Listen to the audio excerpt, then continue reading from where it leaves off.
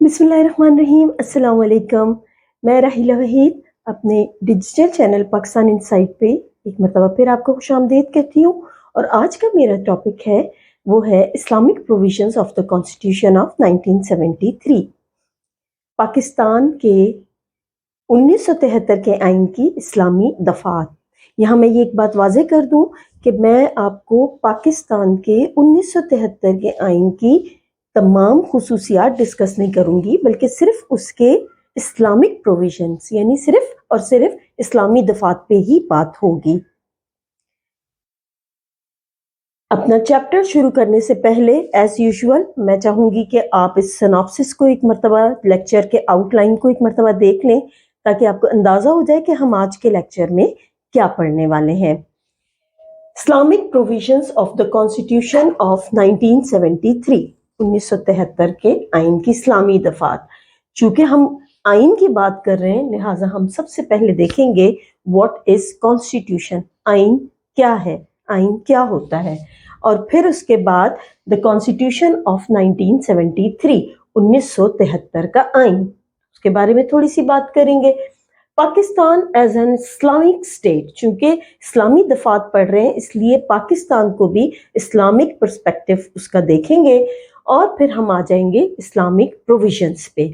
यहाँ हम डिस्कस करेंगे जो इस्लामी दफात हैं आइन में, उनमें सोवरेनिटी, इक़्तिदार आला, objective resolution, Islamic ideology council, state religion, name of the country, Muslim executives, correct printing of the Holi Quran. आपको थोड़ा सा डिफरेंट लगेगा ये हेडिंग, थोड़ी सी अजीब भी लगेगी। Definition of a true Muslim, again this also needed to be explained in detail कि ये क्या बात है। और फिर Islamic education and bond with Muslim countries, good strong relations with Muslim countries, and last but not the least hudud ordinance। so ये आज के लेक्चर के आउटलाइन है, ये वो खास चीज़ें हैं जिनको मैं आपको आज के लेक्चर में आपके साथ डिस्कस करूंगी। कॉन्स्टिट्यूशन के इस्लामिक प्रोविजंस, इस्लामी दफात, 1973 के आइन की इस्लामी दफात। हम कॉन्स्टिट्यूशन ऑफ 1973 पढ़ रहे हैं, so let's see what is constitution. आइन क्या है, कॉन्स्टिट्यूशन क्या है? It's a set of laws, rules and regulations, a set of laws, rules and regulations for the smooth function of a state are called constitution. किसी भी मुल्क के नज़्म व नस्क को, इंतज़ाम व इंसराम को चलाने के लिए जिन कायदे, कवानीन और उसूल व ज़वाबित को तय किया जाता है, वो उस मुल्क के कॉन्स्टिट्यूशन या आइन में शामिल होते हैं, आइन कहलाते हैं। कॉन्स्टिट्यूशन ऑफ 1973, 1973 का आइन। It was passed by the Assembly on 12th April 1973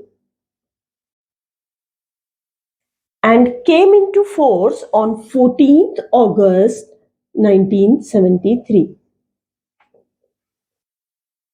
12 अप्रैल को पास होने के बाद 14 अगस्त 1973 में ये नाफिजुल अमल हुआ, प्रोमलगेट हुआ, इसे इख्तियार किया गया। इस अप्रैल और अगस्त के दरमियान क्या कहानी है वो मैं आपको जब 1973 के आइन की खुसूसियात का लेक्चर दूंगी तो उसमें आपको बताऊंगी। यहाँ फिलहाल इतना ही कि 1973 का आइन पाकिस्तान की नेशनल असेंबली ने 12 अप्रैल 1973 को पास किया और 14 अगस्त 1973 से ये राइजुल अमल हुआ। Pakistan as an Islamic democratic state, Islami Jamhuriya Pakistan. Pakistan is an ideological Islamic state. It is the only country in the whole world which has been got in the name of religion, in the name of Islam. दुनिया में दो ही मुल्क हैं जो मजहब के नाम पर वजूद में आए हैं, वरना मुल्कों के वजूद में आने में उनका कास्ट, कलर, क्रीड, लैंग्वेज, मुख्तलिफ चीज़ें होती हैं, لیکن مذہب کے نام پر بننے والی دنیا میں دو ریاستیں ہیں، جائز اور ناجائز۔ جائز ریاست اسلام کے نام پہ بننے والی ایک تحریک کے نتیجے میں پاکستان، اور ناجائز ریاست اسرائیل جو کہ انلیگل آکوپیشن کے ذریعے یہودیت کے نام پہ وجود میں آئی ہے۔ So Pakistan, being an ideological state, an Islamic state, made maximum efforts in its constitution to make it more religious, more Islamic in character. بہت ساری کوششیں کی گئیں آئین میں اسے اسلامی بنانے کے لیے، تاکہ اس اسلامک اسٹیٹ میں مسلمان اپنی زندگی، پاکستانی اپنی زندگی اسلام کے اصولوں کے مطابق ایک اچھے انوائرمنٹ میں آسانی سے گزار سکیں اور ملک میں اسلامک شریعہ کو رائج کرنے میں آسانی میسر ہو۔ کیا وہ کوششیں کی گئیں ملک کے اس 73 کے آئین میں؟ کیا اسلامی دفعات شامل کی گئیں؟ ان میں سب سے پہلی جو دفعہ ہے وہ ہم دیکھتے ہیں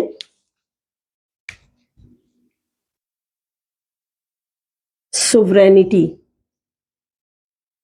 آپ نے میرے آبجیکٹو ریزولوشن والے لیکچر میں سنا ہوگا، میں نے آپ کو سوورینٹی کو بہت اچھے سے ایکسپلین کیا تھا، اور اس میں بھی بتایا تھا آپ کو کہ یہ پاکستان کے تینوں آئین میں شامل ہے۔ Islamic concept of sovereignty 1973 Constitution reflects the concept of sovereignty with Allah Almighty. Sovereignty over the entire universe belongs to Almighty Allah alone, and the authority to be exercised by the people of Pakistan within the prescribed limits is a sacred trust. Pakistan میں حاکمیت اعلیٰ صرف اور صرف، اقتدار اعلیٰ صرف اور صرف اللہ سبحانہ و تعالیٰ کا تصور کیا جاتا ہے۔ پھر اس کے بعد آبجیکٹو ریزولوشن، چونکہ پاکستان کے ہر آئین میں یہ شامل ہے، اور یہ اٹس سیلف، اس کی جو پوائنٹس ہیں آبجیکٹو ریزولوشن کے، ان میں بہت سارے پوائنٹس ایسے ہیں جو اسلامی اصولوں کو مد نظر رکھ کے پیش کیے گئے ہیں، لہٰذا آبجیکٹو ریزولوشن کی اس میں موجودگی بھی اس کے اسلامک پروویژنس کو اور زیادہ اسٹرانگ بناتی ہے، اور ان کی پروملگیشن میں، ان کے رائج کرنے میں، ان کے مطابق قوانین بننے میں آسانی دیتی ہے۔ Name of the state, Pakistan کا نام صرف پاکستان نہیں ہے، پاکستان کا نام جمہوریہ پاکستان بھی نہیں ہے، ریپبلک آف پاکستان بھی نہیں ہے، بلکہ پاکستان کا مکمل نام ہے اسلامک ریپبلک آف پاکستان، اسلامی جمہوریہ پاکستان۔ اسٹیٹ ریلیجن، چونکہ میں نے بھی آپ کو بتایا پاکستان اسلام کے نام پر حاصل کیا جانے والا ملک ہے، لہٰذا اسلام کو سرکاری مذہب، آفیشل اسٹیٹ ریلیجن ڈکلیئر کیا گیا ہے۔ آپ کہیں گے اس کی کیا ضرورت ہے؟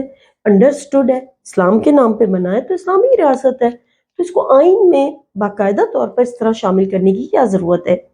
دنیا میں کئی ممالک ایسے ہیں جو اپنے آپ کو سیکولر یا لادینی ریاست ڈکلیئر کرتے ہیں، ایسی اسٹیٹس جہاں ایک وقت میں کئی مذاہب بہت بڑی تعداد میں موجود ہوں، اور وہ کسی ایک مذہب کو اپنے اسٹیٹ کے معاملات میں لے کر چلنے سے قاصر ہوں، تو وہ اپنے آپ کو سیکولر اسٹیٹس ڈکلیئر کرتے ہیں۔ لیکن چونکہ پاکستان میں 95% سے زیادہ اسلامی مسلم پاپولیشن ہے اور اسلام کے ہی نام پہ بنا ہے، لہٰذا پاکستان نے باقاعدہ طور پر اسلام کو اسٹیٹ ریلیجن ڈکلیئر کیا ہے۔ مسلم executives,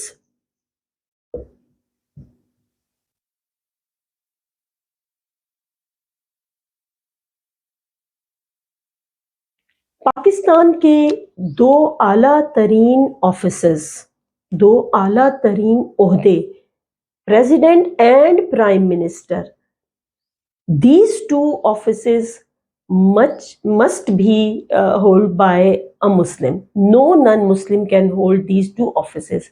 President and Prime Minister of Pakistan must be a Muslim. یہ مسلم ایگزیکٹوز کے لیے اسپیشلی ان 2 عہدوں کے لیے آئین میں یہ ریسٹرکشن ہے کہ کوئی نان مسلم پاکستان کا پریزیڈنٹ یا پرائم منسٹر نہیں بن سکتا. پھر اس کے بعد definition of a true Muslim. یہ میں نے آپ کو جب اپنے آؤٹ لائن میں بتایا وہی میں نے آپ سے ذکر کیا کہ یہ تھوڑا سا ڈفرنس ہے. Definition of a true Muslim, ایک مسلمان کی صحیح تعریف. اب آپ کہیں گے تو بڑی عجیب سی بات ہے, ہم سب کو پتا ہے کہ مسلمان کون ہوتا ہے. A person who recites kalima, a person who has firm belief in the unicity of Allah and finality of prophethood is a Muslim. ایک بندہ, ایک انسان جو کلمہ پڑھ لیتا ہے وہ ایک مسلمان ہے. لہٰذا آئین میں ایک مسلمان کی تعریف اسپیشلی کیوں پیش کی گئی, اس کی کیا ضرورت پیش آئی تھی؟ دیکھیے کلمہ اٹ سیلف ہیز 2 parts.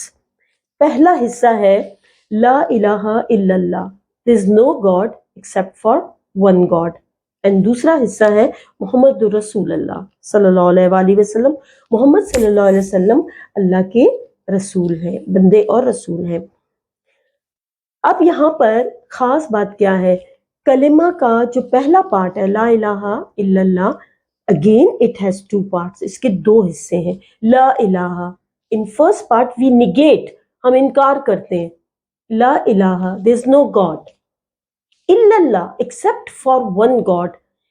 ایمان ڈالنے کے لیے کسی برتن میں نئی چیز ڈالنے کے لیے اس میں سے پرانی چیزوں کو نکالنا پڑتا ہے, اسے دھو کے پہلے صاف کرنا پڑتا ہے, خالی کرنا پڑتا ہے, تب جا کے اس میں نئی چیز ڈلتی ہے. اس طرح اس دل کو پہلے تمام جو اس سے پہلے کے کوئی فیتھ یا بلیفز ہیں ان سے پاک کرنا پڑتا ہے, تب جا کے اللہ کی وحدانیت پہ, ونس پہ, یونیسٹی پہ جو ہے وہ کلمہ کا آغاز ہوتا ہے. پھر محمد رسول اللہ, محمد صلی اللہ علیہ وآلہ وسلم اللہ کے رسول صلی اللہ علیہ وسلم ہیں. صرف یہی نہیں بلکہ آخری رسول ہیں. فائنالٹی آف پروفٹہڈ, دیکھیے کلمے کی 2 خاص باتیں ہیں, unicity, oneness of Allah, and finality of prophethood. Allah کی وحدانیت, اللہ کا ایک ہونا, اور محمد صلی اللہ علیہ وسلم کا آخری نبی ہونا. قرآن پاک سے یہ بات ثابت ہے کہ اور نہیں محمد صلی اللہ علیہ وآلہ وسلم تم میں سے کسی مرد کے باپ, بلکہ وہ تو انبیاء کی مہر ہیں. ختم الرسل, ختم کہتے ہیں اسٹیمپ کو, اور اسٹیمپ ہمیشہ تب لگتی ہے جب کوئی ڈاکیومنٹ کمپلیٹ ہوتا ہے. پیغمبروں کا آنا کمپلیٹ ہو گیا تو محمد صلی اللہ علیہ وآلہ وسلم کو اسٹیمپ کے طور پر آخری نبی ڈکلیئر کیا گیا, یعنی اس کے بعد کوئی نبی نہیں آئے گا. قرآن سے ثابت ہونے کے بعد حدیث میں ہے کہ اور اگر میرے بعد کوئی نبی ہوتا, محمد صلی اللہ علیہ وآلہ وسلم کی حدیث مبارک ہے کہ میرے بعد اگر کوئی نبی ہوتا تو وہ عمر ہوتے. اس کا مطلب یہ ہے حضرت عمر رضی اللہ تعالیٰ عنہ اسی دور میں وصال پا گئے تھے, تو اس کا مطلب یہ ہے کہ اب اس کے بعد کسی اور نبی کی گنجائش نہیں ہے. چونکہ یہ بات قرآن اور سنت دونوں سے ثابت ہے, لہٰذا ایک مسلمان کا ان دونوں باتوں پہ فرم بلیف ہونا ضروری ہے. وہ جو ان میں سے دونوں میں سے کسی ایک بات پر بھی یقین نہیں رکھتا وہ مسلمان نہیں کہلایا جا سکتا. اس سلسلے میں پاکستان کے آئین میں 73 کے کانسٹیٹیوشن میں جو 2nd امینڈمنٹ ہوئی سپٹمبر 1974 میں, وہ اس کے تحت قادیانیز ور ڈکلیئر نان مسلم. 73 کے آئین کی خصوصیات میں, اسلامی دفعات میں, اور آئین کا جو ایک پرائیڈ ہے, بہت بڑا فخر ہے, وہ پاکستان کی پارلیمنٹ سے اس چیز کا پاس ہونا ہے کہ قادیانیز جو ہیں وہ نان مسلم ہیں, کیونکہ جو شخص محمد صلی اللہ علیہ وسلم کی نبوت پہ, آخری نبی ہونے پہ یقین نہیں رکھے گا, وہ مسلمان نہیں ہے۔ اس کے بعد اگلا پوائنٹ ہے کریکٹ پرنٹنگ آف ہولی قرآن۔ دیکھیے یہ بڑی ایک ڈفرینٹ سی چیز ہے، قرآن پاک کی صحیح پرنٹنگ، اس کی یہاں کیوں ضرورت پیش آئی ہے؟ ویسے تو اللہ پاک نے اپنی اس کلام پاک کی حفاظت کی ذمہ داری خود لی ہے، اور یہ دنیا کا ایک واقعی زندہ معجزہ ہے کہ 1400 سال سے قرآن پاک اپنی اصلی حالت میں آج بھی موجود ہے۔ تو اس کی صحیح پرنٹنگ کے لیے اس دفعہ کو آئین میں کیوں شامل کیا گیا ہے؟ دیکھیے میں اگر آپ سے یہاں میں اپنے اسٹوڈنٹس کو کلاس میں ایک شعر لکھ کر دیتی ہوں اور وہ اسے بڑا انجوائے کرتے ہیں، آپ بھی کیجئے۔ ہم دعا لکھتے رہے، وہ دغا پڑھتے رہے، ایک نکتے نے ہمیں محرم سے مجرم کر دیا۔ اب آپ دیکھیے اس شعر میں صرف یہ ایک نکتہ اور یہ نکتہ دعا کو دغا بنا رہا ہے، اور یہ نکتہ محرم کو، کسی اپنے کو مجرم بنا رہا ہے۔ اس کا مطلب یہ ہے کہ نکتہ میٹرز، نکتے کی اہمیت ہے، بات تو نکتے کی ہوتی ہے۔ اگر قرآن پاک کی پرنٹنگ میں کہیں غلطی سے بھی ایک نکتہ اضافی لگ جائے اور اس کے معنی کہیں سے کہیں پہنچ جائے، کچھ سے کچھ ہو جائے، تو اس کا وبال کس کی گردن پہ ہوگا؟ بالکل ایسے ہی دیکھیں، ایک اور جملہ میں یہاں لکھتی ہوں جس میں میں اپنے بچوں سے پوچھتی ہوں، اسٹوڈنٹ سے، کہ اس جملے میں کیا کمانڈ دی گئی ہے؟ اٹھو مت بیٹھو۔ سم آف دیم سے کہ آپ اٹھنے سے منع کر رہی ہیں، کچھ کہتے ہیں آپ بیٹھنے سے منع کر رہی ہیں۔ یہ جملہ واضح نہیں ہے، اور یہ اس وقت تک واضح نہیں ہو سکتا جب تک اس میں ایکسکلیمیشن نہ لگ جائے۔ اگر یہ ایکسکلیمیشن اٹھو کے بعد لگ رہا ہے، اٹھو مت بیٹھو، اس کا مطلب ہے کہ اٹھنے کی انسٹرکشنز دی جا رہی ہیں۔ اور اگر یہ ایکسکلیمیشن یہاں لگ جاتا ہے، اٹھو مت بیٹھو، اس کا مطلب یہ ہے کہ اٹھنے سے منع کیا جا رہا ہے اور بیٹھنے کی تاکید کی جا رہی ہے۔ اس کئی مرتبہ ایسے ہوتا ہے کہ الفاظ کے بجائے نکتے، پنکچویشن، گرامر بہت زیادہ معنی رکھتی ہے اور جملے کے میننگ کو کچھ سے کچھ بنا دیتی ہے۔ اسی طرح قرآن پاک میں ایک جگہ لکھا ہوا ہے، اور نماز مت پڑھو، لا تقربوا الصلاۃ، نماز کے قریب بھی مت جاؤ، ہے قرآن پاک میں یہ لکھا ہوا ہے۔ اگر اس کے بعد فل اسٹاپ لگ جاتا ہے تو یہ تو ایک جواز پیدا کیا جا سکتا ہے کہ قرآن پاک میں لکھا ہے لا تقربوا الصلاۃ، لیکن اس کے آگے فوراً کیا ہے؟ لا انتم سکارا، جب تم نشے کی حالت میں ہو، نماز کے قریب بھی مت جاؤ جب تم نشے کی حالت میں ہو۔ تو دیکھیے یہ ان دونوں جملوں کا آپس میں جڑا ہوا ہونا کتنا ضروری ہے۔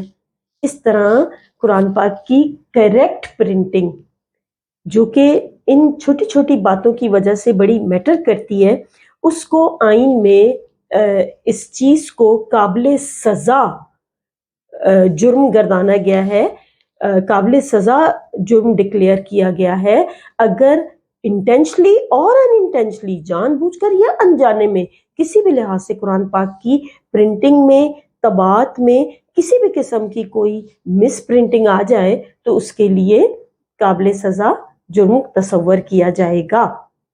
اسلامک ایجوکیشن، اسلامیات کی تعلیم اسکول سے، پرائمری لیول سے لے کر ڈگری تک، ڈگری کی کلاسز تک اسلامیات کی تعلیم کو لازمی قرار دیا گیا۔ اسکولوں سے لے کر یونیورسٹی تک ایک پاکستانی طالب علم کو اسلامیات کی تعلیم حاصل کرنا لازمی ہے۔ اسلامک آئیڈیالوجی کونسل، 73 کا کانسٹیٹیوشن ملک میں پاکستان کی پارلیمنٹ میں نیشنل اسمبلی میں ایک ایسی کونسل کو کے بارے میں دفعہ پیش کرتا ہے جو کہ ایک ایڈوائزری باڈی ہے.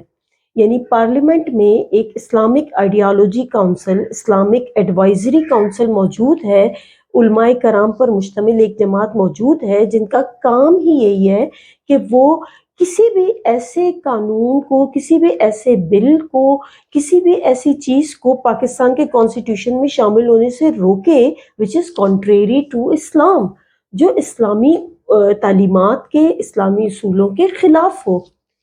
اسلامک آئیڈیالوجی کونسل پاکستان میں، پاکستان کے 73 کے کانسٹیٹیوشن میں امینڈمنٹس یا شامل ہونے والی چیزوں میں اس چیز کو گارنٹی کرتی ہے، کنفرم کرتی ہے کہ وہ اسلام کے کسی بھی اصول یا تعلیم کے خلاف نہیں ہے. Strengthening bond with Muslim countries, مسلمان ممالک کے ساتھ اچھے تعلقات.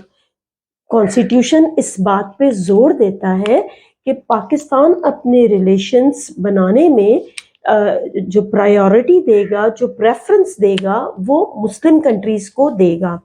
ECO اکنامک کوآپریشن آرگنائزیشن، اور جو کہ پہلے RCD تھی، ریجنل کوآپریشن فار ڈیولپمنٹ، اور پھر OIC organization of Islamic conference, یہ وہ اسلامی تنظیمیں ہیں جن میں پاکستان نے بڑھ چڑھ کے بھرپور طریقے سے پارٹ پلے کیا ہے اور ابھی بھی کر رہا ہے. وہ آئین کی اسی دفعہ کے تحت جس میں یہ ہے کہ پاکستان اپنے تعلقات میں، اپنے فورن افیئرز میں، فورن ریلیشن شپ میں مسلم کنٹریز کو پریفر کرے گا دیگر ممالک پہ. اور اب سب سے آخر میں جو جیسے میں نے بتایا تھا، حدود آرڈیننس. حدود کہتے ہیں، حدود ہے لفظ حد کی جمع، حد یعنی لیمٹس، اللہ کی حدود. قرآن پاک میں یہ لفظ استعمال کیا گیا ہے، اللہ کی حدود. لہٰذا اس آرڈیننس کا نام بھی حدود آرڈیننس رکھا گیا، جس کے ذریعے 73 کے کانسٹیٹیوشن میں کچھ اور کلازز شامل کی گئیں، کچھ اور چیزیں شامل کی گئیں، مثلا ربا فری بینکنگ، سود سے پاک بینکاری، زکوٰۃ کی پیمنٹ، زکوٰۃ اور عشر کا نظام، اور رمضان، احترام رمضان آرڈیننس، رمضان کا احترام کہ روزے کے دوران ملک میں سوائے ایئرپورٹس، اسٹیشنز اور ہاسپٹلز کے تمام کھانے پینے کے جو ریسٹورنٹس وغیرہ ہیں وہ بند ہوں گے، کیونکہ اسلام ہمیں استثناء دیتا ہے روزہ رکھنے سے صرف اس صورت میں جب کوئی بیمار ہو یا سفر میں ہو.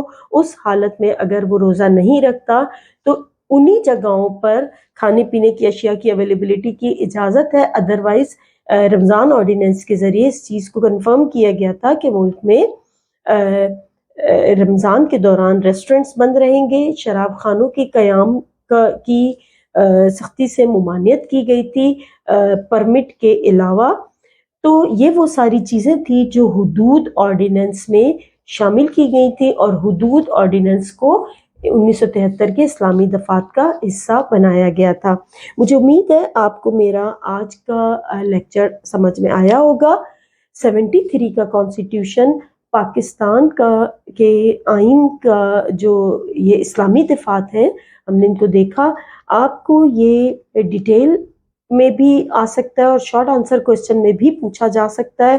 ان میں سے جو پوائنٹس آپ کو آسانی سے یاد ہو جاتے ہیں آپ انہیں شارٹ میں لکھ سکتے ہیں، اور اگر ڈیٹیل میں آئے تو آپ کو اس کو پوری تفصیل سے لکھنا ہوگا. اپنا بہت سارا خیال رکھیے گا، اور انشاءاللہ تعالی ایک اور ٹاپک کے ساتھ جو میں آپ کے لیے اپلوڈ کرنے لگی ہوں، تب تک کے لیے مجھے اجازت دیں. پھر انشاءاللہ ایک نئے ٹاپک کے ساتھ پاکستان انسائٹ میں ایک مرتبہ پھر ملتے ہیں. اللہ حافظ.